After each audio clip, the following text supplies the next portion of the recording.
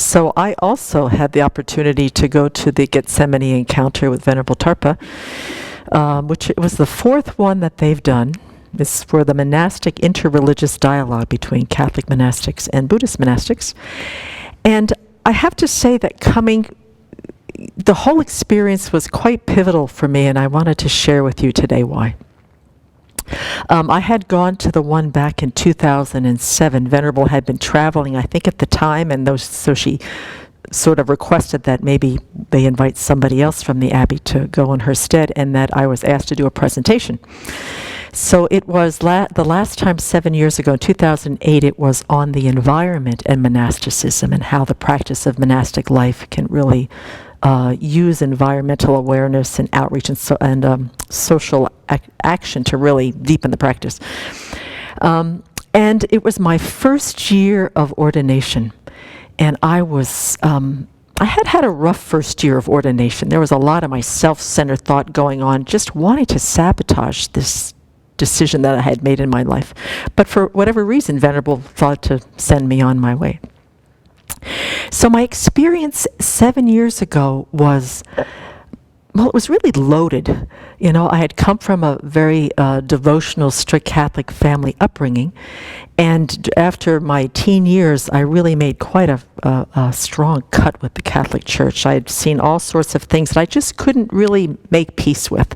My relationship to the church, to the monastic community. I went to a Catholic school for 12 years, so there was a lot of I just couldn't come to terms with it, so I kind of cut my relationship with it. And over the course of decades, I did all this shopping around and then finally met the Dharma, of which, the rest is history.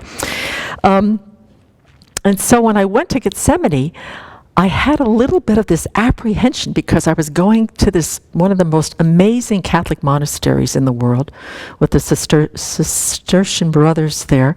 And I went with this kind of aversion.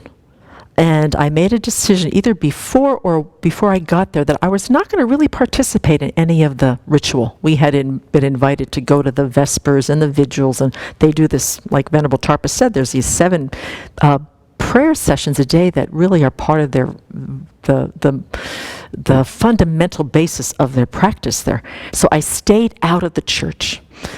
The other thing was that most of the sisters that were there were Benedictine, which were the sisters that were in the school that I went to as a child who taught me. So it's a little bit of projecting onto them as well.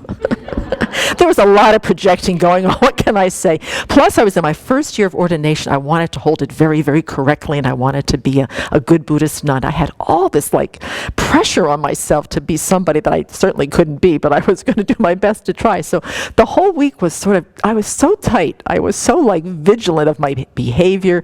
I was very self-conscious. I didn't know how to relate to people. I was just so kind of caught up on how I looked and where I was, and a little bit of apprehension and some aversion, and what was I doing there anyway? And it went okay. I didn't have as good of a time because I was just so caught up in my projections. There was no equanimity whatsoever in my relationship to the whole situation.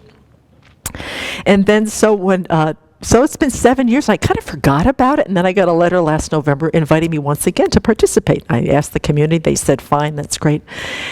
And I had a very, very different relationship to it. And from the get-go, even from the letter, there was this kind of curiosity in my mind about, well, what would it be like?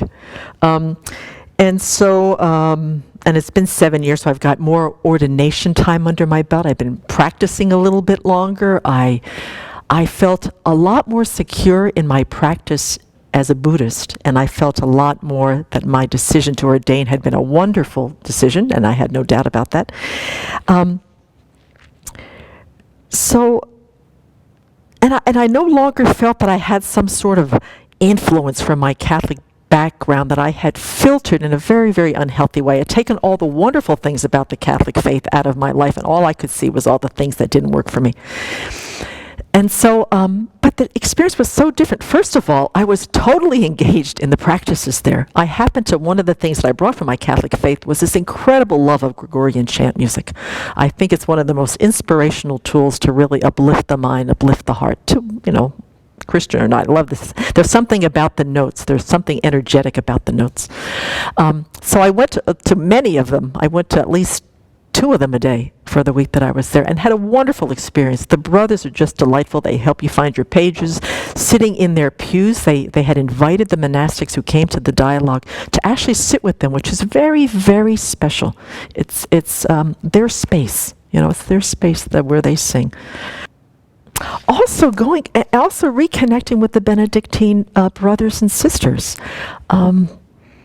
Just so much joy, so much laughing, so much sharing, the challenges that come. Like many of these monastics have been ordained for 30, 40 lives. They're now in their 70s and 80s. They've got a wealth of practice and being able to utilize their monastic life as a major tool to work with their minds when difficulties come up. I mean, the Catholic Church has had some challenges in the past decades. And so I have to attribute the very different experience to my Dharma practice.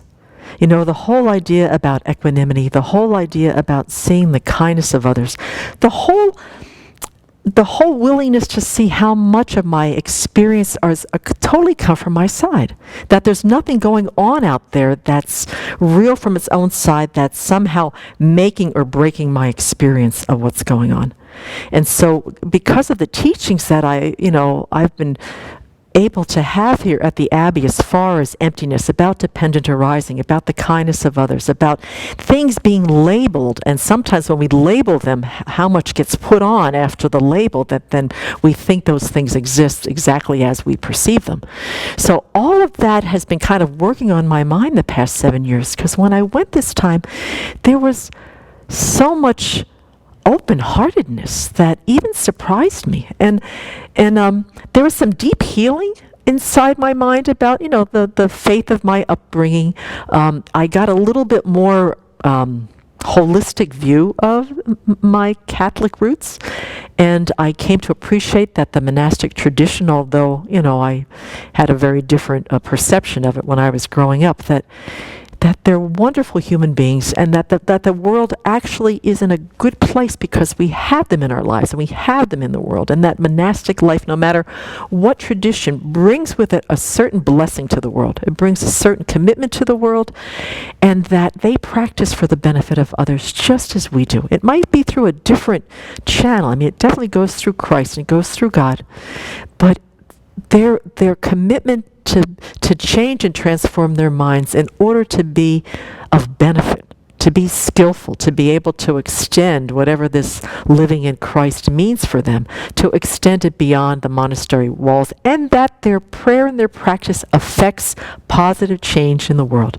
which we happen to feel very strongly here at the Abbey. We have a lot of outreach. They have 4,000 visitors. We have, maybe 1,000 a year. They have 4,000 visitors a year. They open their hearts. They're very hospitable. The practice of hospitality really means a lot to them.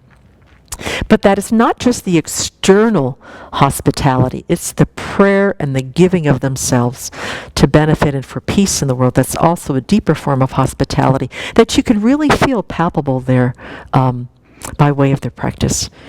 So I have to say that it was really I don't want to go with so outrageous say it was a cathartic experience, but it was certainly a healing experience.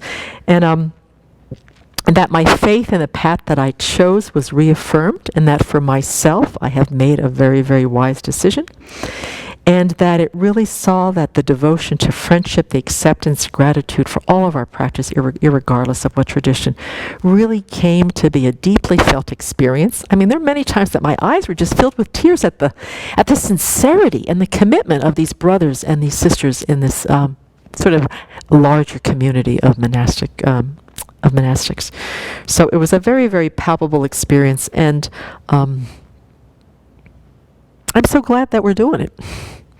And they kind of play themselves over. They have dialogues with Hindus, they have dialogue with Islams, they have dialogue of all different types of spiritual faiths, so that we can keep the connection going, this alienation that starts to cause suspicion and hostility and animosity. And a lot of times what's going on in the world right now is got this religion fanaticism going on. And by this